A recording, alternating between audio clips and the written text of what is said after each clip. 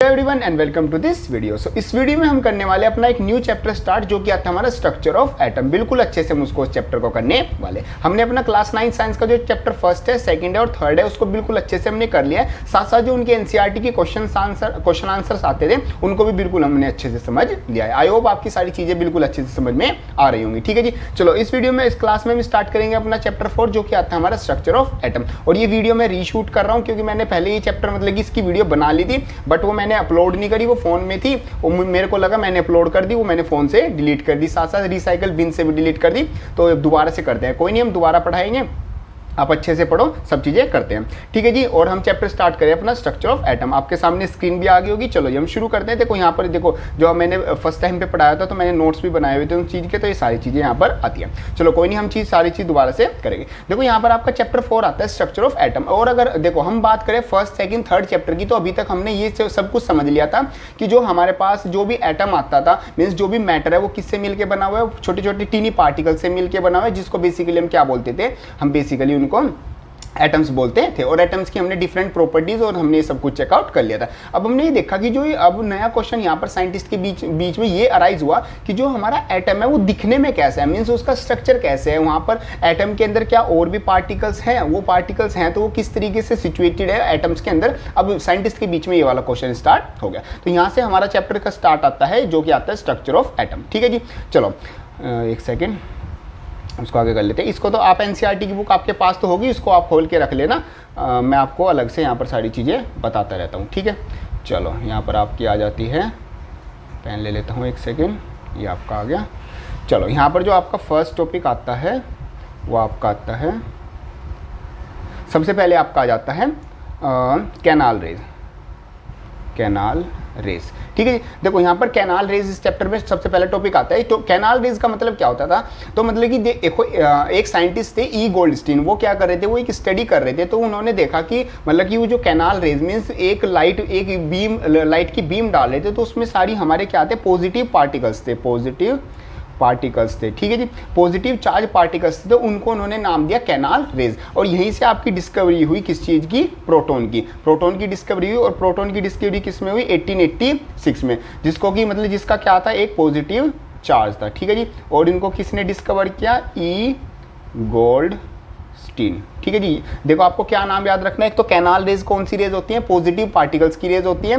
फिर आपका proton, proton मतलब कि जो आपके एटम्स होते हैं उनके अंदर एक आपका सब एटॉमिक पार्टिकल्स होता है, जिसको हम बोलते हैं प्रोटॉन, जो कि 1886 में आपका मतलब कि डिस्कवर किया गया, जिसका चार्ज क्या होता है, पॉजिटिव चार्ज होता है। और किसने डिस्कवर किया, ये ई गोल्डस्टीन ने डिस्कवर किया। और उसका जो मास होता है वो 1.6 × 10⁻⁻27 किलोग्राम आपका क्या होता है, उसका मास होता है। ये सब क्या आती है, ये सब प्रॉपर्टीज आ जाती है आपकी एक तरीके से आपके प्रोटॉन की। ठीक है जी, फिर ऐसे ही आपका दूसरा जो सब एटॉमिक पार्टिकल है वो डिस्कवर किया। सेकंड जो सब एटॉमिक पार्टिकल आ जाता है वो आपका आ जाता है इलेक्ट्रॉन। इलेक्ट्रॉन का जो आई थिंक फाइंडिंग ईयर था, जो ईयर इलेक्ट्रॉन का, एक बार ईयर देख लेते हैं।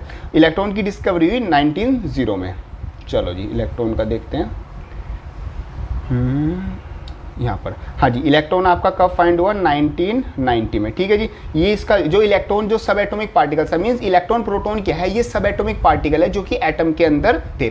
अब आप चीज़ें समझते जाना, मैं आपको बिल्कुल स्टोरी की तरह सब कुछ समझाऊंगा, आपकी सारी चीज़ें मतलब कि बिल्कुल अंडरस्टैंड आपकी मतलब क्लियरली हो जाएगा। चलो जी, यहाँ पर इसका जो चार्ज आ जाता है वो आपका आ जाता है नेगेटिव चार्ज। ठीक है, इसको किसने फाइंड किया, जे थॉमसन,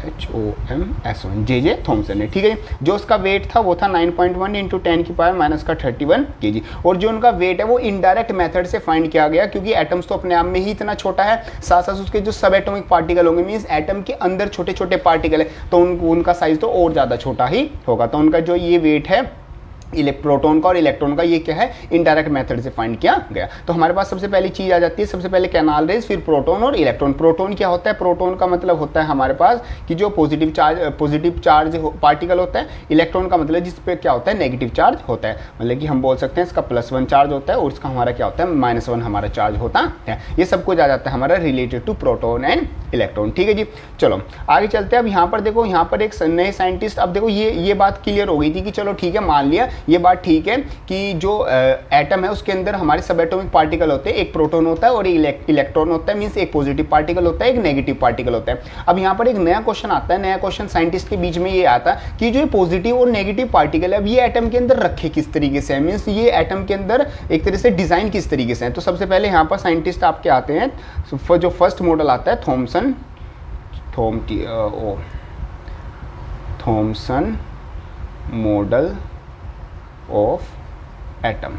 ठीक है जी, यहाँ पर सबसे पहले जो मॉडल आता है आपका एटम का वो आता है थॉमसन मॉडल ऑफ एटम, जिसको आप क्या बोलते हैं, फर्स्ट मॉडल ऑफ एटम भी बोलते हैं। मीन्स थॉमसन साइंटिस्ट थे, उन्होंने क्या किया, उन्होंने एटम का फर्स्ट मॉडल दिया कि देखो एटम के अंदर जो आपके पार्टिकल्स है वो इस तरीके से डिजाइन है। ठीक है जी, उन्होंने बताया कि जो एटम है वो पे क्या है, एक पूरा स्फेरिकल शेप में है, जिसके अंदर आपका क्या है, जिसके अंदर जो पूरे में जो आपका पॉजिटिव चार्ज है वो पूरे में क्या हुआ है, वो पूरे में ऐसे फैला हुआ है। मीन्स जो पॉजिटिव पार्टिकल है ये रेड वाला, ये पूरे में इस तरीके से फैला हुआ है, और जो नेगेटिव पार्टिकल्स है, मीन्स जो नेगेटिव चार्ज है वो बीच बीच में इस तरीके से अलग अलग जगह पर क्या है, एम्बेडेड है। जस्ट लाइक आपका वाटरमेलन भी अगर आप बीच में से उसको ऐसे कट कर दो तो वो दिखने में ऐसे ही होगा। जो पूरा जो रेड वाला पार्ट होता है वो क्या होता है, वो आपका क्या होता है, पॉजिटिव पार्टिकल्स, और जो ये बीच बीच में आपके क्या है, बीज बोल सकते हैं, जो बीच बीच में जो आपकी सीड्स हैं जो एम्बेडेड है, ये आपकी क्या है, ये नेगेटिव आपके पार्टिकल्स हैं। मीन्स जो ये थॉमसन थे, थॉमसन ने अपना जो मॉडल है वो वाटरमेलन से कंपेयर किया कि जो आपका स्ट्रक्चर ऑफ एटम होता है वो कुछ इस तरीके से होता है कि जो पूरा जो स्फेयर होता है उसमें जो पॉजिटिव पार्टिकल है वो ऑल अराउंड फिल होता है, और उसके बीच में जो आपका नेगेटिव पार्टिकल्स है वो अलग अलग जगह पर एम्बेडेड होते हैं। तो इस तरीके से उन्होंने बताया, और साथ साथ उन्होंने बताया कि जो पॉजिटिव, जितना भी पॉजिटिव चार्ज होता है एक एटम के अंदर, उतना ही आपका क्या होता है, उतना ही आपका नेगेटिव चार्ज एक एटम के अंदर होता है। ये चीज़ उन्होंने बताई। अब यहाँ तक ये बात समझ में आ गई थी लोगों की, मतलब कि जो साइंटिस्ट थे उन्होंने कहा कि ठीक है चलो हम ये बात मान लेते हैं कि जो एटम है वो स्फेरिकल शेप में है और उसके अंदर क्या है, पॉजिटिव और नेगेटिव चार्ज पार्टिकल होते हैं। बट यहाँ पर क्वेश्चन ये अराइज हुआ कि अगर जो देखो ये जो पॉजिटिव पार्टिकल है एंड जो आपका नेगेटिव पार्टिकल है, अगर ये दोनों साथ साथ में ही हैं तो ये तो एक दूसरे से कंबाइन हो जाने चाहिए, मीन्स एक दूसरे को डिस्ट्रॉय कर देने चाहिए, और जो आपका पूरा जो मैटर है वो खत्म हो जाना चाहिए। मीन्स देखो एटम जो पॉजिटिव और नेगेटिव पार्टिकल है वो आपस में मिले, एटम खत्म तो मैटर खत्म, और मैटर ही खत्म हो गया तो एक तरीके से जो आसपास आपकी सराउंडिंग है और जो पूरा यूनिवर्स है वो ही खत्म हो जाएगा। बट ऐसा नहीं है, हम अगर अपने आसपास देखें जो सारी चीज़ें वो स्टेबल है। तो यहाँ पर जो आ जाती है, यहाँ पर आ जाती है हमारी लिमिटेशन। ठीक है जी, लिमिटेशन ऑफ थॉमसन मॉडल। तो लिमिटेशन क्या आती है, सबसे पहले आ जाती है ये अपनी स्टेबिलिटी को क्या है, डिफाइन नहीं कर पाया। मींस जो एटम है वो स्टेबल कैसे है वो डिफाइन नहीं कर पाया। बाकी ये आ जाता है हमारा फर्स्ट मॉडल ऑफ एटम। यहाँ से एग्जामिनेशन में क्वेश्चन आता है कि which one is the first model of atom, उसका आपको डायग्राम बनाना होता है और उसकी आपको डेफिनेशन लिखनी होती है कि the first model of atom is Thompson model of atom. It is just like a sphere in which the positive charge is all around and the negative charge is embedded on the positive charge. इस तरीके से आपका आ जाता है first model of atom. ठीक है जी, और ये आ जाती है उसकी लिमिटेशन सबसे ज्यादा इंपॉर्टेंट है आपके हर एक मॉडल की। ये आ जाता है आपका first model of atom. Clear है? चलो जी, फिर बात करते हैं आगे सेकंड की। अब यहाँ पर आपका आता है सेकंड, ये आता है रदरफोर्ड। अब एक नए साइंटिस्ट आते हैं, रदरफोर्ड मॉडल ऑफ एटम। ठीक है जी, चलो ये एक तरीके से आपका आता है सेकंड मॉडल ऑफ एटम। अब यहाँ पर एक नए साइंटिस्ट की आपकी एंट्री होती है। सबसे पहले तो थॉमसन आए, उन्होंने अपना मॉडल दे दिया, फिर आपके रदरफोर्ड साइंटिस्ट आए, उन्होंने कहा कि चलो मैं बताता हूँ कि देखो वो स्टेबिलिटी नहीं बता पाया, अब मैं आपको कुछ नए तरीके से समझाता हूँ कि जो आपका एटम का स्ट्रक्चर है वो किस तरीके से होता है। तो उन्होंने पहले मतलब कि डायरेक्ट एकदम से आपको स्ट्रक्चर ऑफ एटम नहीं दिया, उन्होंने कहा कि मैं एक एक्सपेरिमेंट करके दिखाता हूँ आपको। यहाँ पर आपका एक एक्सपेरिमेंट आता है, ये आपकी क्या आ जाती है, पूरी एक गोल्ड फॉयल आ जाती है। ठीक है, मतलब कि उन्होंने क्या लिया, एक गोल्ड की प्लेट ली, उसको मतलब कि क्या है बहुत शीट में, एक बारीक शीट में कन्वर्ट कर दिया। मतलब आप ऐसे मान सकते हो कि ये क्या हो गए, ये गोल्ड के वो एटम्स हो गए। ठीक है जी, ये सारे गोल्ड के एटम आ जाते हैं। फिर उन्होंने क्या किया कि इसके पीछे लगा दी उन्होंने एक सेंसर प्लेट, जो कि आई थिंक ZnS की थी। ठीक है जी, यह उन्होंने लगा दी एक सेंसर प्लेट, और सामने उन्होंने यहाँ पर क्या रख दिया, सामने उन्होंने यहाँ पर रख दिया अल्फा पार्टिकल का एक सोर्स। ठीक है, ये क्या है, अल्फा पार्टिकल का एक सोर्स है। अल्फा पार्टिकल का मतलब क्या होता है, वो ऐसा पार्टिकल होता है जिसके अंदर से आपकी क्या निकलती है, positive raise, means positive particles की रेज निकलती है। तो ऐसा कुछ उन्होंने क्या बनाया, अपना एक स्ट्रक्चर बनाया। अब उन्होंने यहाँ से क्या किया, इसमें से देखो ये अल्फा पार्टिकल है, अल्फा पार्टिकल्स में से क्या निकलेंगी, पॉजिटिव रेज निकलेंगी। तो ये पॉजिटिव रेज आपकी उन्होंने क्या डाली, इस गोल्ड फॉइल के थ्रू इस स्क्रीन पर उन्होंने देखी कि वो किस किस तरीके से जा रही है। और यहाँ पर उन्होंने कुछ ऑब्जर्वेशन देखी, जैसे यहाँ पर आ जाती है आपकी ऑब्जर्वेशन। तो सबसे पहली जो उन्होंने ऑब्जर्वेशन देखी, सबसे पहली ऑब्जर्वेशन देखी, most of the rays go straight, मतलब उन्होंने देखा कि जो ज़्यादातर जो रेज है वो क्या जा रही है, वो बिल्कुल सीधी ही उससे निकल जा रही है। ये उनकी पहली ऑब्जर्वेशन थी। ध्यान से समझते जाना सारी चीज़ों को, सब चीज़ हम कोऑर्डिनेट करके समझेंगे, ठीक है जी। सेकंड उन्होंने देखा some of them deviate at small angle, ठीक है जी। मतलब कि उसमें से कुछ एक, मतलब कि बहुत कम, जैसे कि अगर 100 में से देखें तो ओनली 2 to 3% ही आपकी क्या हुई, डेविएट हुई। जैसे कि अगर यहाँ से आपकी रेज निकलती है तो ये इसके पास जाके ये सीधी ना जाके हल्की सी क्या हो गई, टेढ़ी हो गई, मतलब हल्की सी एंगल पे क्या हो गई, टिल्ट हो गई। तो सम ऑफ द रेज, यहाँ पर थोड़ा साफ, सम, ठीक है, some of them deviate, DVIAT, deviate at a small angle, कुछ क्या स्मॉल एंगल पर डेविएट हो गई। और थर्ड ऑब्जर्वेशन उन्होंने देखी 1 out of 12,000, ठीक है। अगर वो 12,000 उन्होंने सारी रेज भेजी थी तो उसमें से 1 of 1000 केम बैक, ठीक है जी। केम बैक का मतलब है कि इधर से उन्होंने 12,000 रेज को भेजा और उधर उनको क्या है, एक रे कम मिली, मतलब यहाँ पर सेंसर पर कम मिली, मतलब वो यहाँ से आई और वो टकरा के क्या हो गई, यहीं से वापस हो गई। ये उनको 3 ऑब्जर्वेशन देखने को मिली। इन 3 ऑब्जर्वेशन के हिसाब से उन्होंने क्या बताया, अगर ये 3 ऑब्जर्वेशन आती हैं तो उन्होंने अपना कंक्लूजन दिया, ठीक है। कंक्लूजन में उन्होंने बोला कि अगर most of the rays straight चली गई, मतलब कि अगर सीधी निकल गई, तो अगर आप एक रियल वर्ल्ड एग्जाम्पल देखो, आप ग्राउंड में यहाँ पर खड़े हुए, ठीक है जी, और आपको इस जगह पर जाना है, और अगर ये ग्राउंड बिल्कुल खाली होगा तो आप बिल्कुल सीधे ऐसे चले जाओगे। तो मतलब कि अगर ग्राउंड पूरा खाली है तो आप सीधे निकल जाओगे ना। तो उन्होंने इस मतलब कंक्लूजन को बताया, ये मैंने रियल लाइफ एग्जांपल दे के बताया, ऐसा मतलब रदरफोर्ड जो साइंटिस्ट हैं उन्होंने नहीं बताया, ये तो मैंने अपना एग्जाम्पल लिया, ठीक है, समझाने के लिए। तो यहाँ पर कंक्लूजन ये आता है कि most of the atom is empty, ठीक है जी। मतलब कि जो ज़्यादातर तो एटम के अंदर का जो हिस्सा है वो क्या है, वो एम्प्टी, मतलब खाली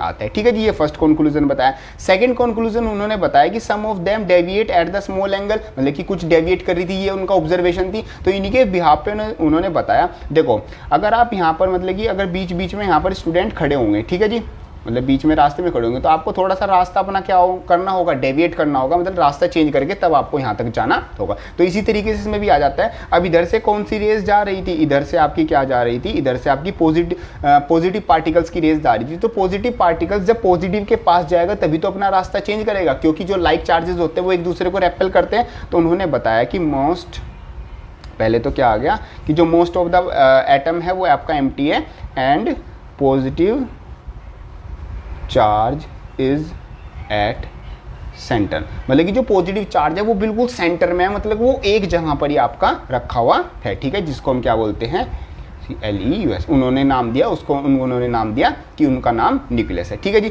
थर्ड उन्होंने कंक्लूजन दिया कि electron revolve around the nucleus, ठीक है जी। ये 3 उन्होंने क्या दिए, कंक्लूजन दिए कि जो ज़्यादातर जो एटम है वो आपका एम्प्टी है, और जो पॉजिटिव पार्टिकल है वो एक जगह पर ही, मतलब बिल्कुल सेंटर में सिचुएटेड है, और सारा जो इलेक्ट्रॉन का जो चार्ज है, पॉजिटिव चार्ज, वो एक जगह पर ही है, जिसको हम बोलते हैं न्यूक्लियस। और फिर आपका जो इलेक्ट्रॉन है वो क्या है, वो इलेक्ट्रॉन रिवॉल्व कर रहा है आपके किसके अराउंड, इलेक्ट्रॉन रिवॉल्व कर रहा है आपके न्यूक्लियस के अराउंड।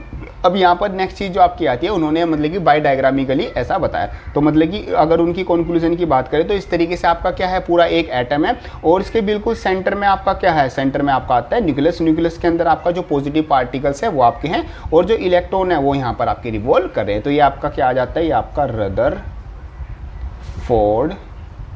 मॉडल ऑफ एटम, मतलब ये आपका आ जाता है रदरफोर्ड मॉडल ऑफ एटम। कुछ इस तरीके से आता है आपका Rutherford model of atom. Clear है पॉइंट? चलो जी, अब देखो यहाँ पर मतलब कि इन्होंने साइंटिस्ट को ये बताया कि देखो इस तरीके से आपका मॉडल होता है। अब यहाँ पर भी क्वेश्चन उठने लगे कि ठीक है चलो आपका इस तरीके से होता है कि बीच में आपका जो सारा क्या है, बीच में आपका क्या है, सारा पॉजिटिव पार्टिकल्स आपके आते हैं और जो इलेक्ट्रॉन है वो क्या कर रहे हैं, इसके अराउंड क्या कर रहे हैं, रिवॉल्व कर रहे हैं। लेकिन अगर आप रियल लाइफ भी एग्जाम्पल लो या फिर अगर आप एक नॉर्मल थ्योरी को समझो कि अगर कोई चीज़ किसी के अराउंड घूमेगी तो वो घूमती घूमती अपनी एनर्जी को क्या करेगी, लूज करेगी। और अगर वो एनर्जी को लूज करेगी तो कुछ टाइम बाद वो उसका मतलब ऐसे चक्कर छोटा छोटा होकर वो क्या गिर जाएगी, वो जाके इस पॉजिटिव मतलब पॉजिटिव जो न्यूक्लियस है उसमें जाके गिर जाएगी। इस वजह से जो एटम है वो खत्म हो जाएगा और एटम खत्म हो गया तो मतलब मैटर खत्म, मैटर खत्म मतलब पूरा यूनिवर्स ही क्या है, स्टेबल नहीं है। बट रियल लाइफ में ऐसा नहीं है। तो ये भी जो आपका रदरफोर्ड मॉडल ऑफ एटम आ जाता है, ये भी क्या कर दिया गया, रिजेक्ट कर दिया गया। क्यों? क्योंकि ये भी स्टेबिलिटी को, जो उसकी लिमिटेशन आ जाती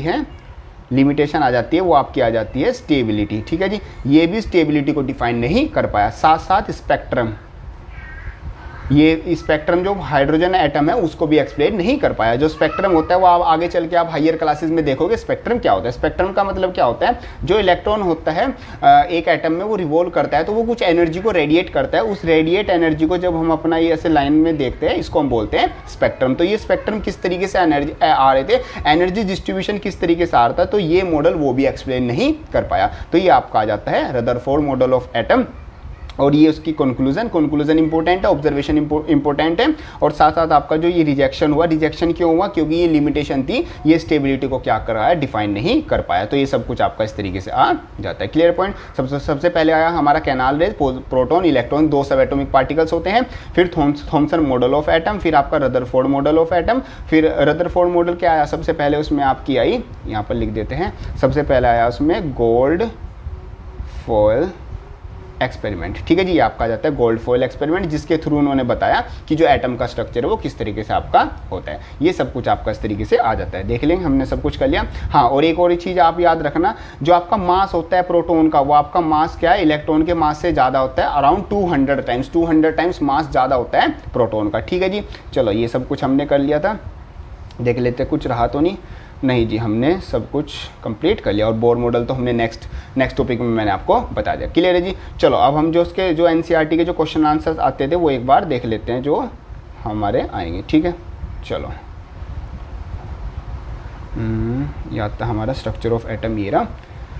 चलो यहाँ पर आ गया था। तो फर्स्ट क्वेश्चन हमारा आता है ये वाला कि what are canal rays and if the atom, first आता है कैनाल रेज। तो कैनाल रेज आपको पता है, कैनाल रेज क्या होती है, पॉजिटिव पार्टिकल्स की रेज होती हैं, पॉजिटिव पार्टिकल्स। कैनाल रेज क्या होती हैं, जो पॉजिटिव पार्टिकल्स होते हैं उनकी रेज होती है, उसको बोलते हैं कैनाल रेज। सेकंड क्वेश्चन आपका आता है, if the atom contains 1 electron and 1 proton what will be the charge. मतलब उसमें एक प्रोटॉन हो और एक आपका क्या हो, इलेक्ट्रॉन हो, मतलब एक पॉजिटिव पार्टिकल एक नेगेटिव पार्टिकल, तो जो पूरा चार्ज हो जाएगा वो 0 हो जाएगा। मतलब जो पूरा जो आपका एटम हो जाएगा वो न्यूट्रल आपका हो जाएगा, मतलब उस पर ओवरऑल आपका क्या होगा, कोई भी चार्ज नहीं होगा। क्लियर है पॉइंट? चलो जी, ये आपका आता है जो इन टेक्स्ट क्वेश्चन है वो। ठीक है जी, structure of atom, Thomson model, Rutherford model, ये सब कुछ हमने कर लिया। चलो यहाँ पर अब कुछ हमारे क्वेश्चंस आते हैं on the in text question. Page number आपका ये आता है 49, जो नई बुक है उसमें आप अपने हिसाब से देख लेना। चलो यहाँ पर जो आपका क्वेश्चन आता है वो आपका आता है, क्वेश्चन आपका ये है कि on the basis of Thomson model of the atom explain how the atom is neutral as whole. Means Thomson model